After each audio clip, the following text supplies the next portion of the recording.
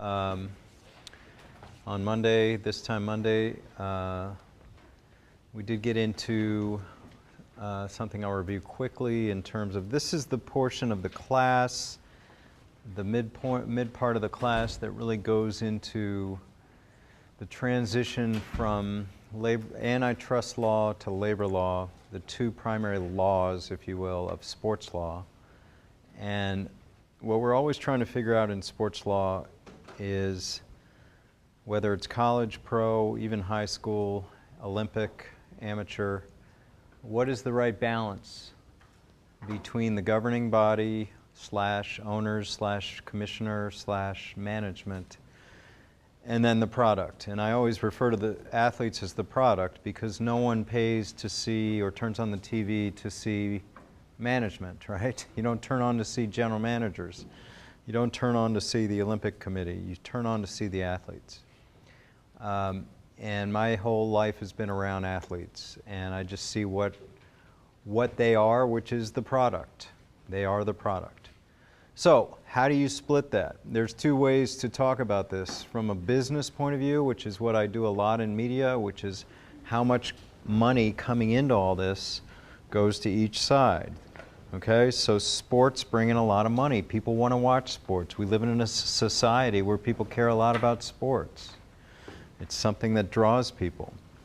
So with all this money coming in from broadcast, how do you get it? How do you split it? And not only broadcast, but sponsors, licensing, local sponsors, national sponsors, and of course the billions of dollars of advertising. So how do you split that? That's from the business point of view, which we can talk about as well, but from the legal point of view is how do you split up the rights? The rights. And when I talk about rights of players, there's things that you and I have an ability to do that for whatever reason we don't allow players to do, and primarily that means work for who you want, when you want. That is different in sports. So we're going to examine why that is and how that happens and what's the right mix of rights. Now again, I realize, and I say this all the time, we're here in the comics section of law school. We're not talking about human rights, we're not talking about civil rights, we're not talking about things that truly matter in life. We're talking about athlete rights. I know a lot of people outside this room like, who cares about athlete rights? We're worried about human rights. Well, in this class we're talking about athlete rights. And what rights should or they shouldn't have. And it's okay if you feel like, hey, they're making a lot of money. We don't need to care too much about them for playing a game. I get it all the time. Believe me, I get it all the time. Guys run around in their underwear making millions of dollars. Why should we care so much about them? But you have to come to a balance. So on the one extreme is what we talk about back 100 years ago with before Curt Flood. So on the one extreme is you don't have any rights. Players are, I use this word, indentured to whatever team, whatever organization, whatever league, and that's good. And people that are above my generation, older people, that's what they know about sports. You know, I hear people all the time like, gosh, was great with the Yankees and Mickey Mantle and whoever else was there, Roger Maris. And they stayed there the whole career. And I'm thinking they stayed there the whole career because they didn't have a choice. They didn't have a choice. Now they have a choice. And people lament sports today because players go, they come, they go for the biggest money, they go for the best opportunity. Well, okay, but that happens in every other walk of life too. We have to decide, is that okay that we restrict it in sports? How much do we restrict it in sports? And everything comes back to this two-word mantra of every sport, which is competitive balance. We try to keep every team, every league, everyone on a level playing field. Okay, and we're talking about baseball. I talk about the fact that, you know, you have one series with the Dodgers and the Cubs. That's probably not what baseball wants to present, because they want to present like everybody's got a chance, not just these two humongously rich teams. Okay, so competitive balance, parity is a word that's used often. That's what we try to come to in sports law. What rules are designed to promote competitive balance, and how much restriction do they allow for players to do what you and I can do, which is a lot of things that just don't apply in sports. Okay, we'll get into some of that. We started talking about Curt Flood. For those of you who weren't here, when we started the antitrust exemption, this all sort of goes back 100 years to the reserve clause. And again, I've talked about reserve clause for 2 classes. It is a way for teams to have players for life. You could, up until not too distant past, you could reserve a player for this year, for next year. Next year's contract says you can reserve them for the following year. Next year's contract says you can reserve them for the following year. The next year's contract says you can, on and on and on. You can see that this became a contract in perpetuity. And Curt Flood was a famous player who decided enough is enough. His issue was a trade, but that's really not important for our purposes. Whether it's trade, whether it's free agency, whether it's being treated as a piece of property, that was his issue. And he took it all the way. I keep pointing out, we have so few cases in sports, because it's the comics section, that make it all the way to the Supreme Court. He did. Curt Flood versus Bowie Kuhn, the commissioner of baseball, made it all the way to the Supreme Court. Sacrificed his career, became a trailblazer, and went to Supreme Court. And you know what? As we talked about last time, it is this huge case, and we knew the result if you read that case in the first page, because Justice Harry Blackmun, Supreme Court judge, goes into 100 different players in baseball, Babe Ruth and Honus Wagner and Enos Slaughter, and he's writing a poetry, an ode to baseball. He loves baseball. Of course he's going to rule for baseball. Of course he's going to rule against the player. He's a fan. That's what happens with these cases. Judges can't help themselves. They're fans. And not just any judge. This is Supreme Court. So they rule, despite Curt Flood's case, despite 50 years of a baseball antitrust exemption allowing the reserve clause, they rule in favor of Major League Baseball. Although the 2 dissenting opinions by Marshall and Brennan are harsh as can be, saying this is an anomaly of law, it's a derelict in the stream of law, it's ridiculous, it should be overturned. And ultimately it led to Messersmith-McNally, which was the arbitration case that really granted free agency in sports. So first time came from an arbitration, not from a court case. Okay, so a postscript to Curt Flood. There was a beautiful documentary on HBO about him and about this case. I don't have that. That is embargoed. There's no way to find that. YouTube or whatever. So if someone finds it, let me know. I guess you got to go somewhere and pay. But there was this video I'm going to play now, put together by, it looks like the New York Times, about Curt Flood. And it's sort of Curt Flood who made LeBron James possible.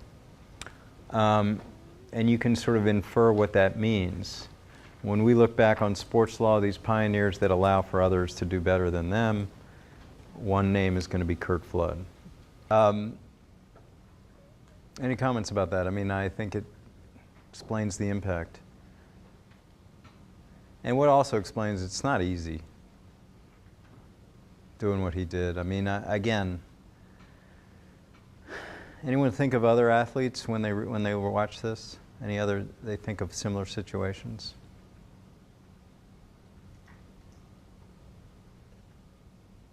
Anyone?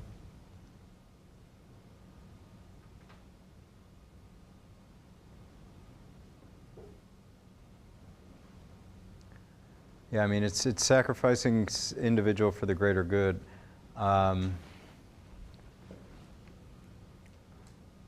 So he loses.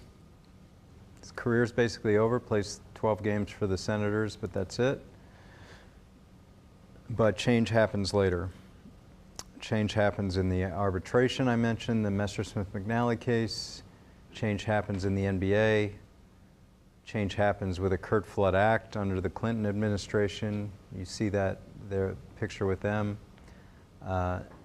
Change happens along other sports. So, again, back to the premise, what are the proper allocation of rights? The whole idea of free agency. We sort of look to these cases to see where we go with free agency in every sport. They all have different tracks. With Flood, it was off an antitrust exemption track. Now we'll look at what happens on more of like the football line of cases, coming off more of a labor law track eventually. Okay, so we start with a case there about another pioneer in sports law, this time on the football side, named John Mackey. Who's talking about that? Tell me your name again. Chase. Yeah, Chase. Go ahead. So this case was an effort to remove the Rozelle rule from football, and basically the Rozelle rule is kind of like the reserve clause, where a player had the ability to enter free agency after he completed his contract, but he had to play an option year by like a 10% salary decrease, and then when that was over, the team he went to had to compensate the team he just came from without fixing players. Right. So John Mackey, I believe, was the head of the NFL Players Association, and he brought the suit saying that this was against Section 1 of the Sherman Act, and it was like in violation of antitrust laws. So the district court agreed that was a per se violation of the act, and they also said it was a violation under the rule of reason standard. So they made a few findings. One, they found that it deterred clubs from negotiating and signing free agents. They said a substantial deterrent to players for playing out their options and becoming free agents. They said it decreased players' bargaining power in contract negotiations. Players are prevented from selling their services in the free working market. And they also said the result rule prohibited players from moving from club to club. And they they had some testimony from owners and economists who said the same thing. And the NFL, and rebutting that, said that star players, kind of we talked about on Monday, that they would grow to big cities, that it would ruin parity in the league. It would decrease spectator interest. It was necessary to protect teams' investments in scouting. And then it was, they said that eliminating the rule would lead to increased player movement across teams, and it would result in decreased team chemistry and cohesion because players just be moving around. And basically the court responded saying that the rule itself was overly broad and would restrain trade. And they said it was too broad because it applied to every player. It was unlimited in duration, and it was accompanied by any procedural safeguards. So basically they found that the rule was unreasonable and violated section 1 of the Sherman Act. Okay. So the background here, again, I'm not an antitrust lawyer, but antitrust law has per se violations, which I think are like price fixing and tying agreements and things that on their face are monopolistic, anti-competitive.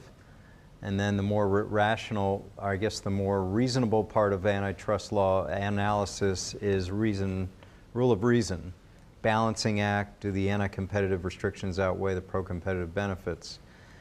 Here's the background of the Rozelle rule. The NFL did negotiate a collective bargaining agreement back when the NFL Players Association started. There was a rule that went into place where there was a form of free agency. So when I say there was never free agency, well, there kind of was in football. And it was called, as Chase said, the Rozelle rule. Rozelle was the commissioner back then. So, player plays out his contract then, just like baseball, they called it an option year rather than a reserve clause, but an option year where the team could option you for similar terms that you had, although in football it was just the 1-year option. But at the end of that, in football, the rule was you could go to another team, but the other team had to give back something to your old team, and you guys had to agree on that.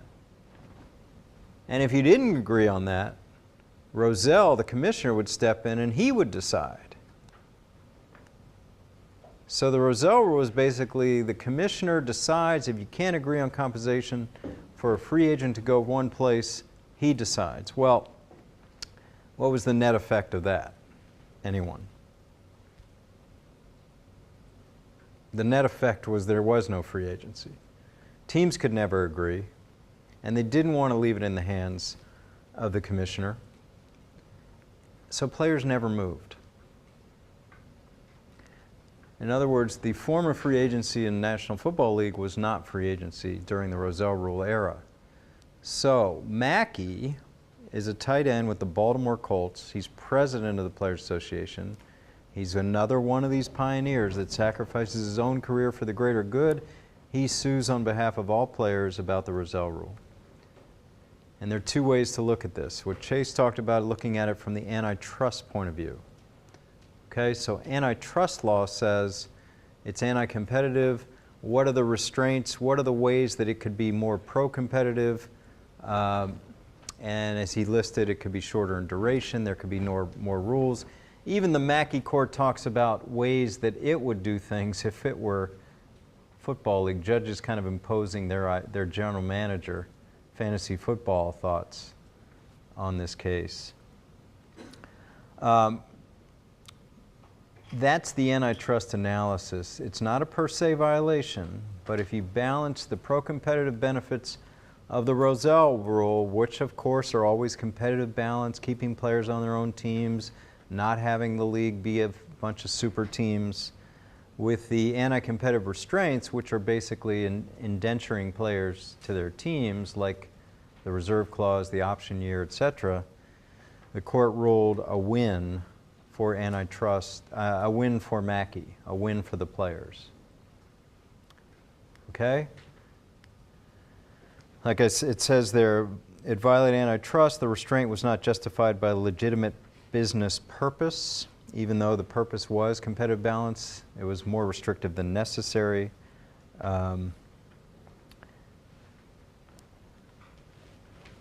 Okay, what the owners did when they got the negative result in antitrust court, they brought Mackey 2. Did you look at this, Chase? Mackey 2 as a labor case with the non-statutory labor exemption.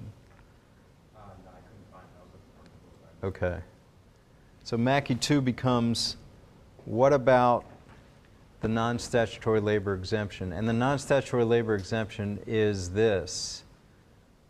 A court will overrule antitrust law if there is a part of an agreement that both sides have agreed to and it satisfies these three prongs.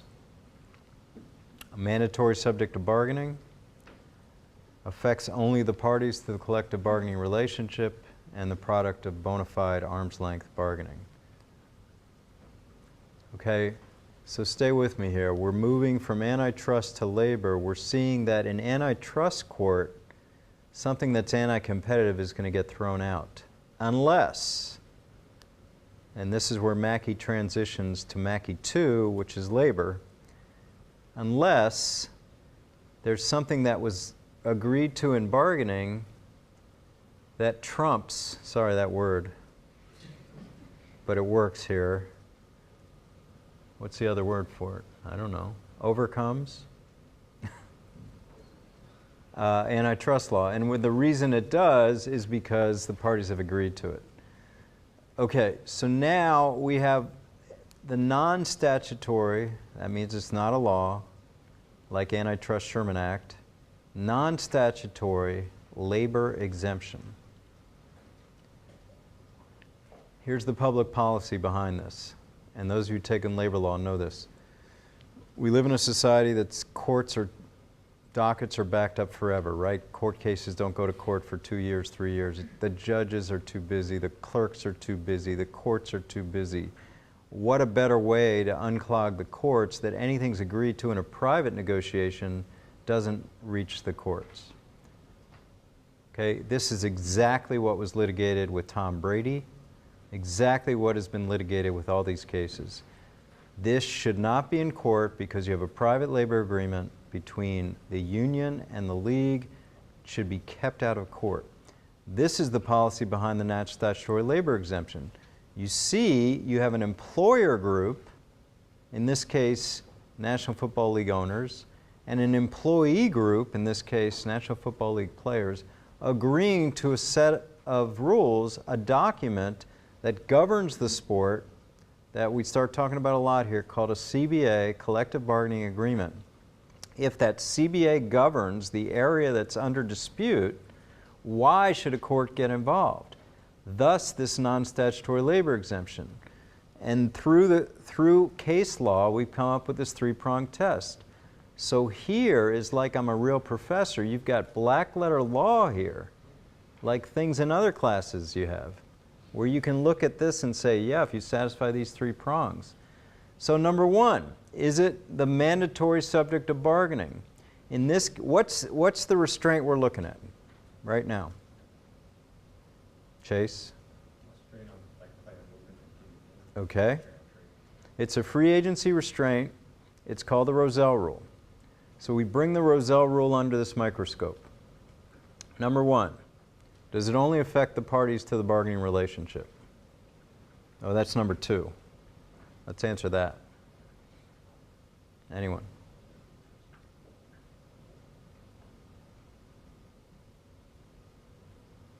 Okay, yes. Players and management. That's all that's affected by this. Okay? It's about free movement. It's about player rights versus team rights. Yes. Number two now, is it a mandatory subject of bargaining? Okay, this one, yes. Mandatory subject of bargaining is basically terms and conditions of your employment. Wages, hours, benefits. And free agency is all about wages. So yes. Those two are usually easily satisfied. The key one is the third one, a product of bona fide arm's length bargaining. In other words, when they negotiated the collective bargaining agreement, did the Rozelle Rule get bona fide arm's length bargaining? Because if it did, players can't come to court. You agreed to it. If it didn't, that's a problem. And what did the court decide here? Anyone?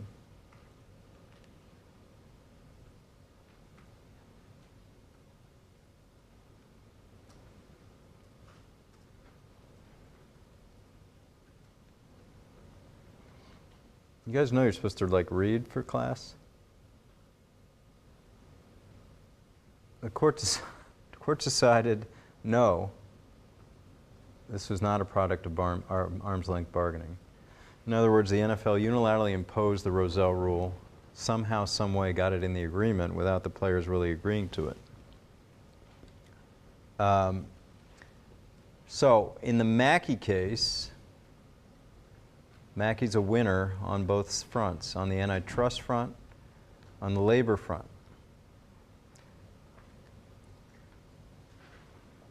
Okay? It's a powerful win for the players. What ends up happening when this happens is that the owners go to the players and say, we need to address this in collective bargaining. And they do a new agreement which addresses free agency. The players, what the problem with Mackey was, the postscript was the players had an opportunity to really get true free agency and they didn't. Afterwards came, as in this slide says, the last bullet, there was a different compensation program that improved benefits and those kind of things, but with the NFLPA not having any leverage, not having any power, the free agency system after the Rozelle Rule was extremely restrictive as well. So the owners lost the case in court but went back to bargaining and got an agreement that really got even a better restriction on free agency than the Rozelle Rule. Notwithstanding that, John Mackey got this case a win, and it was a good one. Okay, so Mackey, like Flood, another kind of pioneer in sports law, bringing cases for the greater good. We look at sports so differently today than we did back 30 years ago, and the reason is guys like this, sort of paving the way. And again, and now I have another quick video. This one's about, how do I get out of this? This one is about Mackey, and it's kind of a sad one because this pioneer, this sort of transitions to a whole nother area we'll talk about later, which is head trauma, concussions, and related symptoms. So sort of the last days of John Mackey were on a PBS special here, so let's look at this. Finally tonight, Okay, a couple of housekeeping notes before we get going. Again, with another case involving kind of player rights and collective bargaining, this one a hockey case. We may have a guest next week, a woman that writes with me at Sports Illustrated, Jenny Vrentis. On November 2nd, we're going to have Howie Roseman, the general manager of the Eagles, and Aline Daly, general counsel for the Eagles, will be coming together. Obviously, that'll be a high turnout. I'll let you know about room for that. On November 16th, we're going to have Vince Nicastro, the 15-year AD here, who worked with me last year, now is Deputy Commissioner of the Big East. And of course, Vince is teaching next semester. I highly recommend that class. I think it's the only class in the country taught by an experienced athletic director. And obviously, you know, we know who Vince is. He hired Jay Wright. He's done a lot with this program. So those are the things to look forward to. We will, I'll let you know about other kinds of speakers and events. I had a couple requests wanting to know if I could let you guys know when I'm on radio or television. I'm not sure how many of you care about that. But for those people, I will try rather than a mass email. I find out kind of usually not a lot of notice. But I will be up at ESPN on Friday on a couple different programs, so if you want to check that out. Also, one person asked me when I go down to the 16th Street and do this ESPN from the studio there, can they come? Yeah. If you want to drive down, sure. You can come in and watch. I sit in a little dark room with a green screen, and that's how we do it. Okay. And then we have one very bold student. I won't embarrass him or her, but he also or she wants to shadow me. Okay, we'll figure that out. Not sure exactly what that means, but shadowing, is that something you do with professors around here? It's fine with me.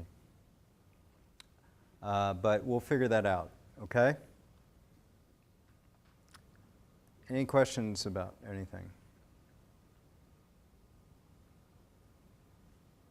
Okay, for those of you who missed Monday, unfortunately we didn't get it taped, but one thing we'll do with Pat is send out all these PowerPoints. So you will always have that.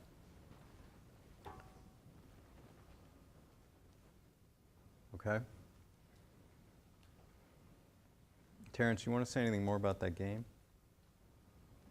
For those of you who saw Preston Brown, and there's a group that wants to support him and go to that, a game coming up in a week, 10 days from now? A few people have spoken to me about going. I'm going to be in contact with them just to set up, carpool and figure out how to get in. It's not a Friday night, it's Saturday, the 29th at noon. Some people are working on signs, so just wanted to make sure we knew what was being written on the signs before we Yeah. kind of mark it. We will vet the signs. We don't want to be on Sports Center with bad signs. Saturday the 29th at noon to support Coach Brown at Camden. We'll have a few cars going. Sounds like we got some interest. Okay, I have not told him. I'm not sure I will. Maybe we just surprise him with that support. Again, what he did and came out here and inspired a lot of people, I think it's nice that we would show that. Inspired enough people here certainly to go see him. Impressive, especially a woman that's not in this class that really was just blown away and wants to really support him any way she could. All right, continuing this track, leading towards full free agency in all the sports. Let's talk about the McCourt case, the same kind of collective bargaining look into the restriction and whether it satisfies the three-pronged test or not, and satisfies the antitrust/labor equation, whether a court's going to allow it. Who's talking about McCourt? Your name is? Pat. Pat. Go ahead. So, similar to the Maggie case, we have like a modified Roselle rule in NHL, in which when a player becomes a free agent and signs a contract with a different club in the league, his original club has the right under the bylaws to exact equalized payment from the acquiring club. So we have Dale McCourt, played with Red Wings, kind of an up-and-coming player, and the Red Wings signed Rogaton Vachon, a goalie from the Kings, and the Kings demanded, pursuant to this bylaw, compensation for that, and a neutral arbitrator assigned Dale McCourt's contract to LA, and McCourt didn't want to go. So he filed a suit in the U.S. District Court of Eastern Michigan. It's saying this bylaw violates the Sherman Antitrust Act. And so at the trial level, the trial court dives into the Mackey test and finds that the NHL meets the first two prongs of the test, does not meet the bona fide arm's length bargaining test. Right. Finding that any concessions that the NHL made in the collective bargaining agreement in 1974 and 75 were not directly related to this bylaw. So the NHL then appeals it to the Sixth Circuit Court, and the Sixth Circuit reverses that and finds this was a product of bona fide arm's length bargaining. They really looked into the fact that this was a good faith bargaining. They found that during this collective bargaining agreement, the NHL conceded on increased pension benefits, increased bonuses for the players, sharing with the owners receipts from international hockey games, kind of so on and so forth. So they found this was a good faith negotiation, and the fact that the NHL couldn't get this reserve clause out of the collective bargaining agreement was just a failure to succeed in negotiations itself. The NHL conceded, and this was a fair negotiation. Okay, nice job, Pat. This is really the version for hockey of the Mackey case, as he said. The Roselle rule is really what they call the equalization rule in hockey. And equalization is another word for trying to bring competitive balance. Again, the facts of McCourt, of Vachon, unless you're a hockey nut, it's not really important. We're trying to figure out what's allowed, what's not. So this version of the Roselle rule in hockey, this equalization rule, the difference between what was in football and hockey was instead of going to the commissioner, it actually went to an independent. Here we are again, independent. I don't know if they call him an arbitrator, but an independent person to sort of figure out who should get what with equalization. It had a chilling effect, as did the Roselle rule, a really chilling effect on any movement, a chilling effect on free agency. So McCourt, pioneer in hockey now, claims it to be a violation of the Sherman Act. But in trying to impose the Sherman Act, he is part of the union, which has agreed to a collective bargaining agreement, and the union has to fight this in terms of the three-prong test for the non-statutory labor exemption. Cut to the chase, the first two prongs are usually and always met. Mandatory subject to bargaining, yeah. Free agency, wages, hours, conditions. Parties in the relationship, of course, the owners and the players. We get to the third prong. The lower court says, just like Mackey, the lower court says, no, the NHL imposed this on McCourt. McCourt and the players had no say in it. This was not arm's length bargaining. This was not negotiated. And the player wins. So the hockey, as Pat said, goes up to the Sixth Circuit and says, we want an appeal. We get an appeal, and they find a reversal. And here's the interesting language. The fact that this was in the collective bargaining agreement, this equalization rule, is enough to basically say it was the product of arm's length bargaining.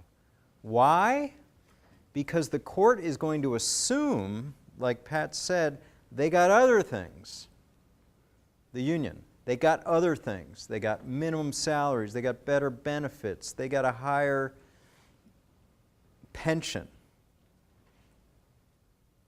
Because for those of you who don't know, a collective bargaining agreement in sports or any other walk of life is hundreds of pages, and it deals with all these things.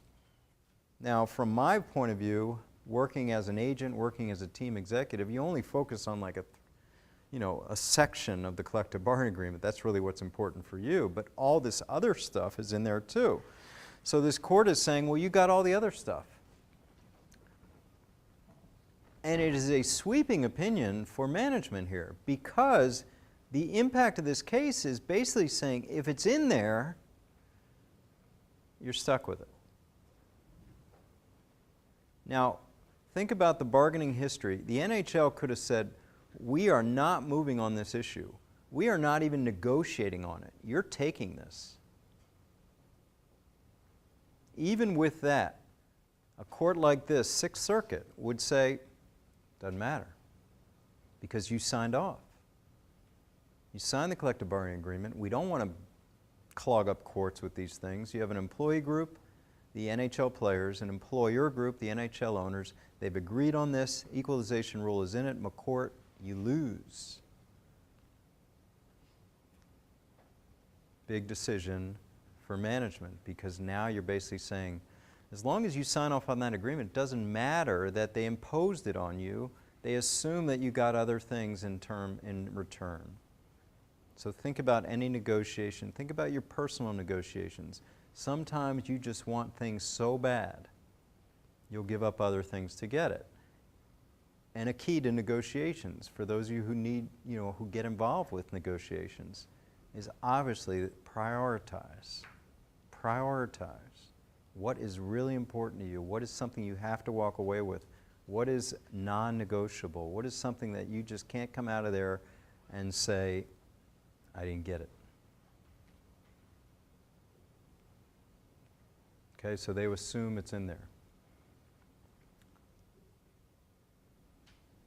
Okay, a quick digression on negotiations, because I brought it up.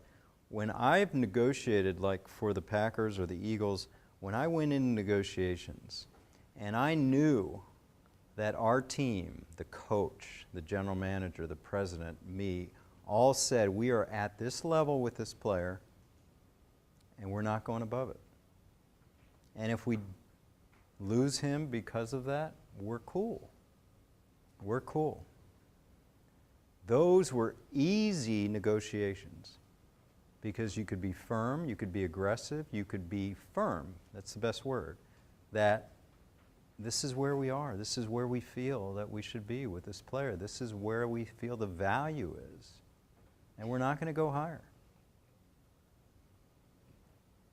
Because then, if you don't get the player, you can all come back and say, we get it.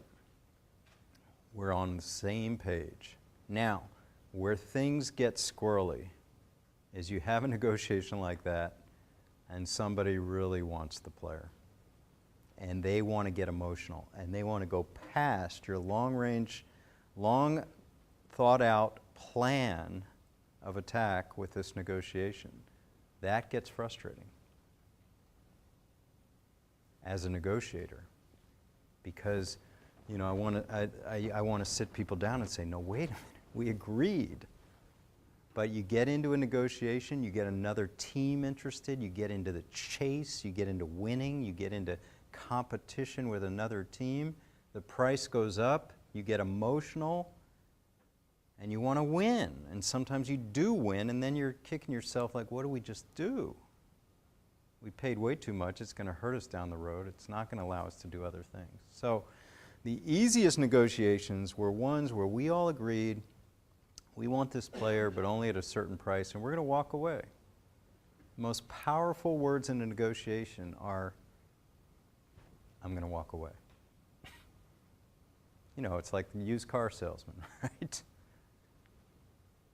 Once you say that, you've got tremendous leverage.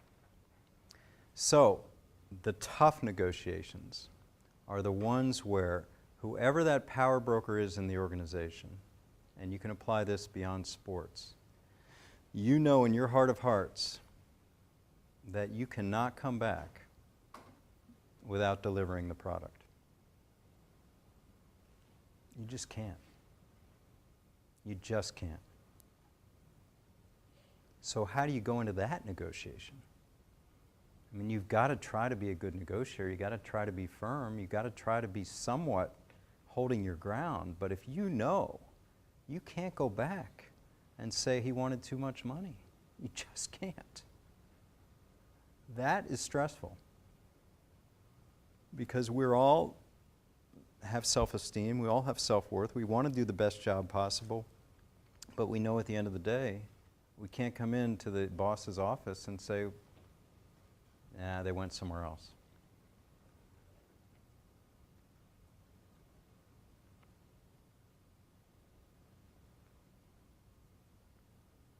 I'll tell you this story. You'll like this. When I moved back here, the Eagles brought me in because they were moving Howie from contracts to personnel. And they just wanted they asked me to come in and do the contracts, and I said, all right, but I'm not going to work here. I don't want a job. I haven't had a job in a long time. And they said, okay. So one of the first contracts, they come to me and they say, listen, we really want to sign this kid, Michael Vick. I'm like, really? He's just like getting out of jail. Yeah, we know that. We know that. I said, okay. He goes, yeah, we know you're close with the agent. Feel it out. Feel it out. But don't tell him we're interested. Okay. So I call. I see Mike's out of jail. Yeah. Yeah, he's driving home from Leavenworth right now. From Leavenworth, Kansas to Newport News, Virginia. He's driving home. I said, yeah, that's interesting. I just saw it on the news. Looks good. I'm trying to. It's like you're on a date, but you're not trying to show any interest, right? So I'm like, okay. I didn't know what else to say. I'm like, yeah. So everything's good with him, right? Yeah, he's great. He's great. Stayed in shape in there. Great, great. All great. I said, all right, just checking in. And then he said the words that were obviously going to be the key to this, which were, Eagles interested? No. Just checking in. You sure, Eagles? No? I'm just checking in. I couldn't say no. I said, checking in. So I go back. I say, Andy loved this guy. So I said, I did ask about the Eagles, if we were interested. And of course, people got excited. I said, okay, just chill. So go back and see what it's going to take. And I'm like, no, we're not there yet. Let's just slow play this. But what if he signs somewhere else? Just slow play it. I think we can get him. So I waited. Now again, I'm nervous as hell. Some team's going to swoop in and sign him. But I'm thinking, the guy's 23 months in jail. He's not going to sign right away. So I say, does Jeffrey, does the owner know about this? We'll go to him if we need to. Okay. All right. Because he's a dog lover. I'm a dog lover. Andy's a dog lover. I mean, so anyway, I go back to Joel. I say, listen, I'm not saying we're, I don't know what I said. I'm not saying we're interested, but what are you looking for? What are you looking for? Now, I thought he'd be talking money, because money would sort of set out where he was, how many teams are interested, what's going on. And what he said was, again, music to our ears, because he said all the things. He said he wants a grass field, he wants a good team, a contending team with an established quarterback. Okay, he didn't want to be thrown into some competition. Established quarterback to get himself straight and then, get right. And what he was really saying is get into the free agent market in a year or two. So, but he was very clear, established team, playoff contending team, continuity in coaching, star quarterback that he could learn behind or be behind. And of course, that was what we were. So I come back and I say, okay. They're like, what does he want? I said, we didn't talk money though. You didn't talk money? No, we didn't talk money. But they want something like we have. They want this. They want this? Yeah, I think so. Like he could come here? Yeah, I think so. Should Donovan talk to him? Not yet. Not yet. And again, every time I'm saying not yet, I'm like, the team's going to swoop in. I can't do that. So anyway, then it's like we talk to the owner. I say, we're not sure anything's going to happen here, but how do you feel about this? And the owner is like, I love my dogs. But it's like, we're going to check it out, and come back to me, if we get close, and I'll think about it. So at some point, I got to tell him that we're ready to date, okay? We want to date. We may not end up marrying, but we'll talk. And then it becomes a negotiation. And this was one of the tougher negotiations I've ever had, because what happened was what I just referenced. Mike wanted to be someplace for 6 months. This was August. And then make a big money in free agency. And we didn't want that. We wanted a commitment beyond a year. And we agreed on what he would make that year. It was basically somewhere around $1 million. Right away. Right away. They wanted to cut that contract off and be a free agent. We wanted a second year. And there were some overnight long negotiations. Now, I was sure, at one point I was sure we were going to lose him because other teams were offering one-year deals. And then it was that come to Jesus talk. I'm like, we're going to lose him. We may well lose him because of this one-year thing. And I said, are we okay with that? And they look at me and say, what do you think? I said, I think you don't want to just rent this guy and turn him loose in free agency. And they all agreed. They all agreed. We are not going to do a one-year deal with this guy. So then it became, how much did Mike really want to be an Eagle? And it was a lot. And I think because he had bad options. I won't mention teams, but he had bad options compared to Eagles. So we hammered out the second year with a lot of potential guarantees in the second year, roster bonus, and again, ways that he could still make money if somehow we walk away. We got the deal. So now, what do? with the owner. And the owner says, well, all right, I'm coming in from somewhere. Here's what I want to do. I want to meet Mike face to face.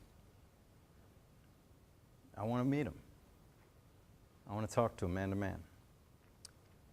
I'm like, we can do that? We can make that happen. So I called Joel. I said, the owner wants to meet him. And Mike's like, Joel's like, great.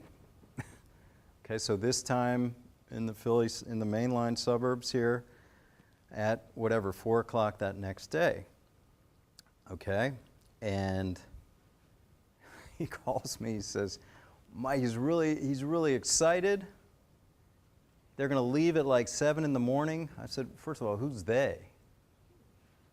Well, you know, his driver. His driver? Yeah, you know, some guy. Just drives around. I said, well, that guy's not coming in the meeting. No. He'll just wait. Who is the guy? Don't worry about it. Just driving him. And they're going to leave at like 7 in the morning. I said, 7 in the morning? Yeah, you know, it could be DC traffic. You don't want to be late for this. He's got a new suit. They're leaving at 7 in the morning. I said, 7 in the morning? Like 8 hours you need to get to Philly? Yeah. I mean, what about DC traffic? He's scared to death of DC traffic. I'm like, all right. I think they're going to leave at like 6, like 5 maybe. He's not going to sleep. I'm like, okay. And we got all these people ready to come in, and Tony Dungy, and I said, just hold on. He's got to meet the owner. So I said, all right. Next day, like 11 o'clock, 12 o'clock, max. The agent calls, says, Mike's there. I'm like, what? He's in Philly. I'm like, what do you mean? It's like, there was no DC traffic. He's there. I'm like, gosh. He's like, well, what do we do with him? I said, well, first of all, where is he? He's on the side of the road. They're waiting for it to hear. I said, with who? With his guy. And I said, okay, can I send him to a hotel? No. This is complete secret. Can I send him to the facility, the Eagles? No. Can I like put him can they go to like a Perkins, Denny's? No. So what do we do? Again, because the owner's away, coming back that late afternoon.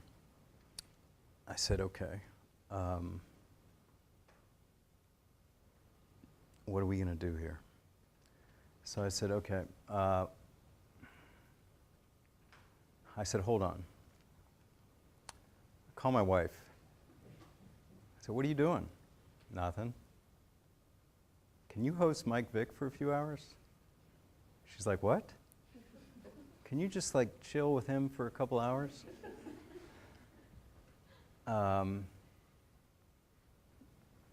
She's like, okay. But, you know, Truman and my dogs. I said, they're fine. So I said to Joel, okay, can she, I'm going to tell him where to go, just for a few hours. Okay, great. So they go to the house. We're living in Bryn Mawr. And she said he walks in, and she says, does he want to come in, the guy in the car? No. Stay there. So first she called him. She says, I got to feed him. What do I feed him? I said, I don't know. She goes, I got some muffins. Yeah, that's great. So they sit and have muffins. And she says, turns on the TV, and of course, you know, it's my house, tuned to like Sports Center. And right away it comes on, where's Mike Vick gonna sign? Cincinnati, Baltimore. I mean, they're going through all these teams. Never mentioned Eagles, which is great. And then he looks I'm told he looks a little like sheepish, like, She goes, you want to watch something else? Yeah. What do you want to watch? And what the real interesting thing is, he wanted to watch the Food Network. He really wanted to watch the Food Network. That's his favorite channel. And I know other athletes love the Food Network. And she goes, do you mind if I ask why the Food Network? And he said, well, you know, I've been on house arrest. I can't leave. So me and my fiance, we sit down all day and we learn recipes. We cook. That's what we do. So I work out and I cook. So Food Network. So they watch Food Network, whatever was on. And then it was time to go. He was perfectly pleasant. And yes, Truman sat on his lap. And no problems. So then he went over to the owner. And it was long. It was long. We didn't get a call till, I think Joe heard from him around 8, 9 at night. Which basically the story was, he may have been BSing me 100%, but I like him. I asked him every tough question. He had an answer for every one. He looked me in the eye. He was straight. He was expressive. We'll do it. So we signed him. And it was actually going to be embargoed, obviously no media until the next day when we're going to have a press conference with Tony Dungy and all these people. But it slipped, as it seems to always happen. He texted his trainer in Norfolk or something, and the trainer's dating a news reporter. I mean, it was just, it got out. And the Eagles were playing a preseason game at the time. So it got out in the middle of that. So, and yes, he talked to Donovan. They were and are close friends. And those of you who remember, what happened was he hardly played that year. And then it was going to be Kevin Kolb the next year. Kevin Kolb got hurt in the first game.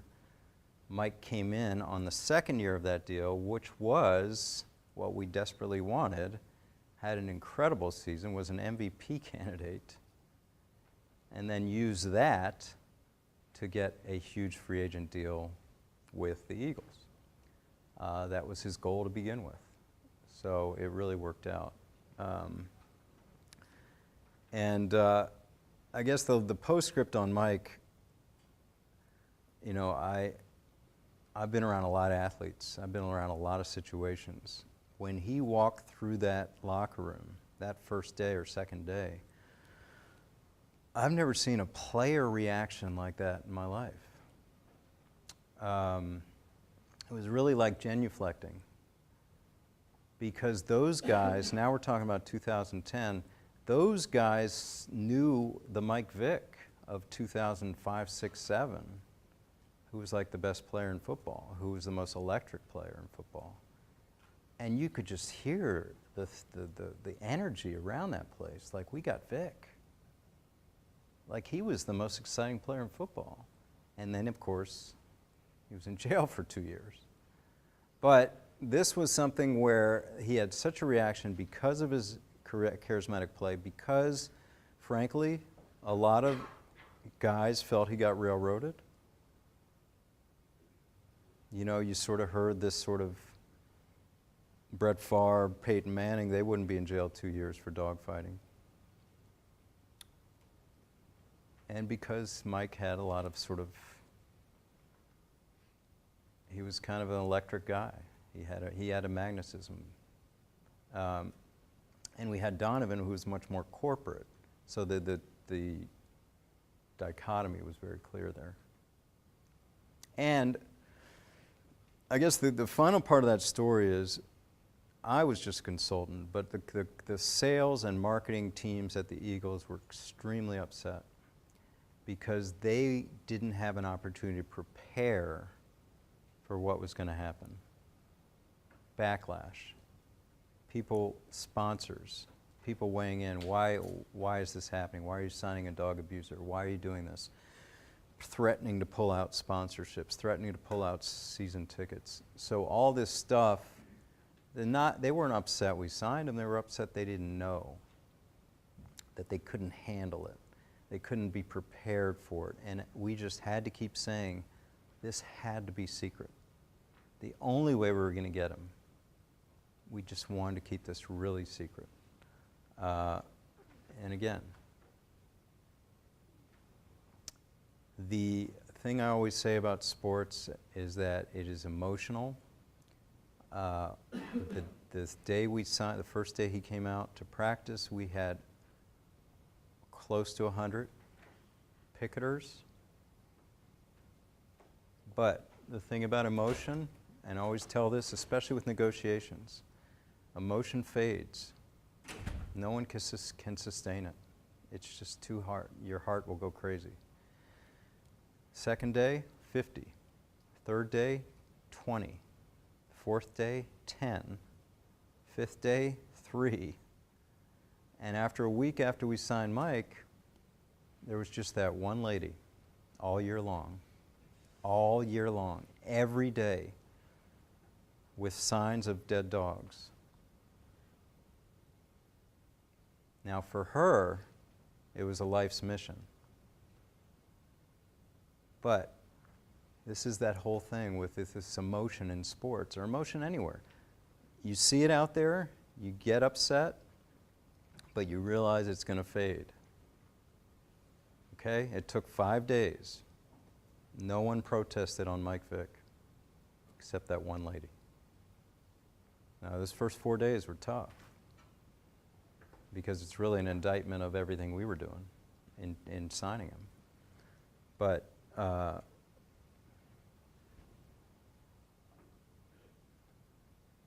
and he was great with kids. He was great with schools. Terrific. I mean, just real. A real guy. Kids just responded to that guy. But he had a past, and we had to acknowledge that, and more importantly, he had to.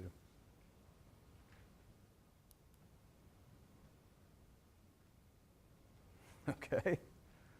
So we went from a hockey case to Mike Vick. Just like we expected, right? All right, back to the cases.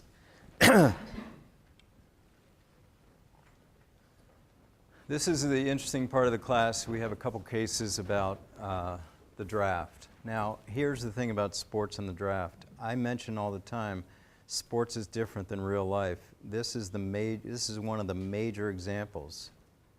Okay? Draft. Draft. Just think about that word.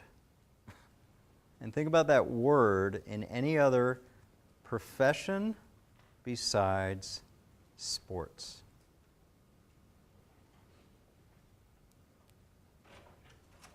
Think about the idea of being the best at one level of performance, and your reward for being the best is to go to the worst at the next level.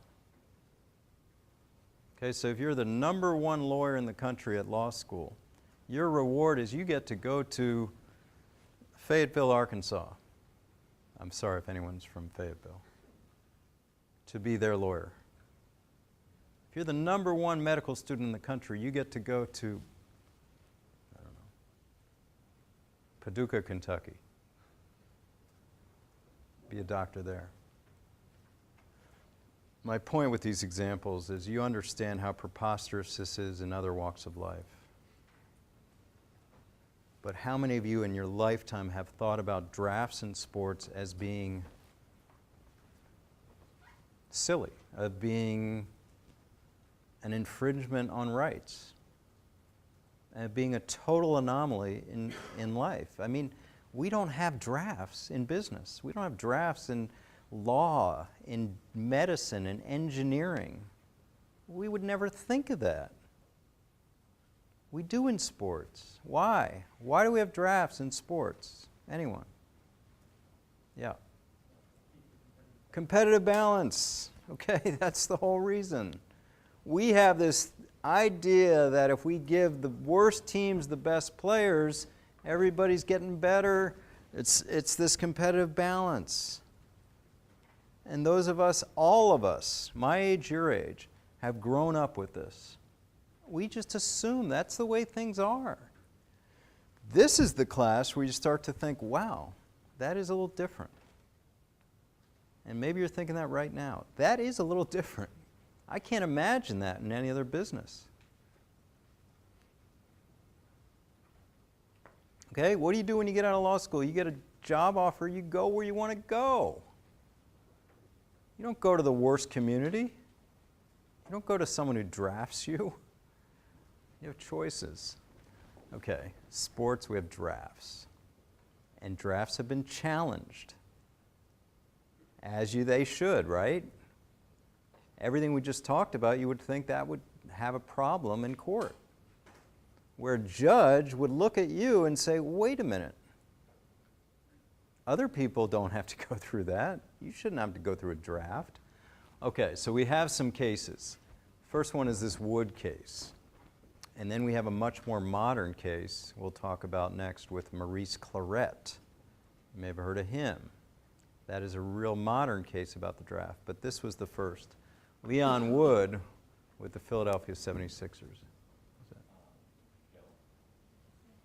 Hey, go ahead.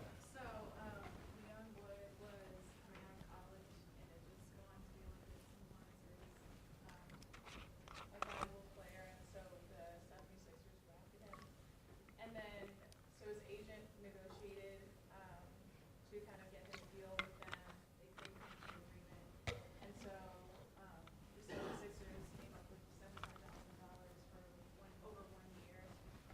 And Wood didn't want to accept it, and his main argument was that he valued it more than that and was worth more, and so he was challenging basically the salary cap and the draft process, which enabled the 76ers to exclusively negotiate with him. Mm-hmm. And so he didn't want to be restrained to that. So he challenged it, the draft, the college draft, the salary cap, and then also the ban on player corporations. And the court basically said that because the NBA and the Players Association had this agreement with collective bargaining, that all of that was a result of just basic arm's length transactions. And so to strike it down would be just to basically go against general federal labor policy. Right. It would ruin like what they've been complying with for years. And because it was just the basics of an arm's length transaction where some people unfortunately are like disadvantaged in some ways, that they couldn't, the court couldn't strike it down. Yeah, that's exactly what we've been talking about with these cases where we have a labor agreement. And so everything I just said about why would you have a draft? Well, because it's in there. It's in the agreement. Now, Wood didn't limit his challenge, as Michaela said, to the draft. He said, well, let's get into all this stuff, this anti-competitive stuff, the draft, free agency restraints, a lot of restrictions on free agency, and something else we'll talk about at length, the cap, which was in basketball. And Wood challenged it all, and Wood was pushed back because it sounds so obvious, but these things are important in labor law where you agree to these things, you're not going to be able to go to antitrust court. So Leon Wood is just part of a union that agreed to this. Now, what argument does Wood have that a veteran player in the NBA would not have?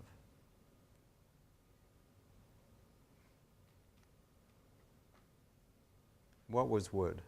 He was A rookie. So what argument would he have that's different? Well, he was basically saying that he was just disadvantaged because he was new to it all. Right. So, like, he didn't have the bargaining power that someone who'd already been in the game would have. Exactly. So take a 5-year veteran. If he came to court and said, well, you know, I don't like these draft and free agency and lack of free agency, the court would say, you crazy? You know, you're part of the union. You negotiated that. They said it to Wood. And as Michaela said, Wood says, well, what do you mean? I'm a rookie. I wasn't part of this negotiating process. I wasn't part of the bargaining unit. I wasn't part of the union. I was at Fullerton State, I think it was. I was in college when they did this deal. Which again, you listen to that, you say that's a reasonable argument. He's not part of the bargaining unit. Why should he be subject to it? Why should he be subject to a CBA he was not part of? The Wood case stands for the principle in labor law applied here in sports that not only do collective bargaining agreements affect present members of the bargaining unit, they affect future members. Okay? So every basketball player from 6th grade up, assuming a long-term collective bargaining agreement, is going to be affected. Okay? This is the breadth and scope and range of these CBAs. You come to court, even as a rookie, and you have no recourse. What recourse would What recourse would have in this case? Kayla? Well, he was arguing, initially he was arguing like irreparable injury and wanted damages, but the court said that it was repairable because they could have just paid him more. Right. That's the sort of injury issue. I'm saying, what recourse would he have if he wanted to challenge the collective bargaining agreement? Who would he go after? Oh, the players association. Right. So not the owners, not the NBA. If he's got a problem with this, talk to your own union. They agreed to it. Now, again, you were in college, but they did you wrong. And again, we're used to a much different pay scale today in sports than back then, but these rookies were really restricted back then, like Wood. The Sixers had a cap for rookies, and because Wood was hurt, he got even less of the cap. It was a tough thing. Okay, so our first example that rookies are subject to this collective bargaining process as well. And it continues with this theme from a court that if it's in there, you're subject to it. If a draft is in the agreement, you're subject to it. You're subject to it as a veteran player, you're subject to it as a rookie player, and it would be affecting all incoming rookies too during the length of the agreement. So again, if it's a 5-year agreement starting that year, a high school senior potentially playing in the NBA would be subject to that CBA. Okay, this is true for all sports. It affects not only the current members of the unit, but future members.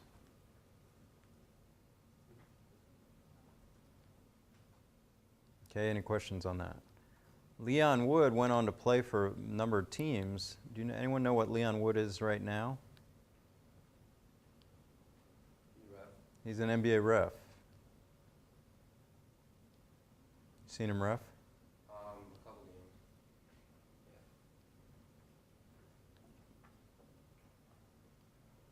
So he's part of another union. Referees have unions.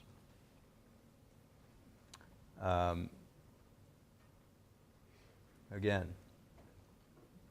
the power of collective bargaining is pretty strong here. Now we're not even talking about antitrust. When you bring up the draft and you're in a collective bargaining agreement, no chance. No chance. You got no chance in court. And that would apply to a salary cap, and that would apply to free agent restrictions. As long as they're in that CBA, your union's agreed to them, your only recourse is go after your union. And what would that be for? Failure to breach of fiduciary duty. But we haven't really seen that.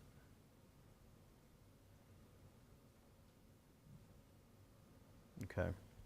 Any questions? Okay, I think we're going to stop because I want to start with a big case next week about Maurice Clarett suing the NFL about the draft, which had a much different result for a while than the Wood case. And then we're going to get into what happens when these collective bargaining agreements expire and there is no CBA, what applies. And that'll lead to strikes and lockouts, which we've seen in sports a lot these past few years. All right, enjoy the weather.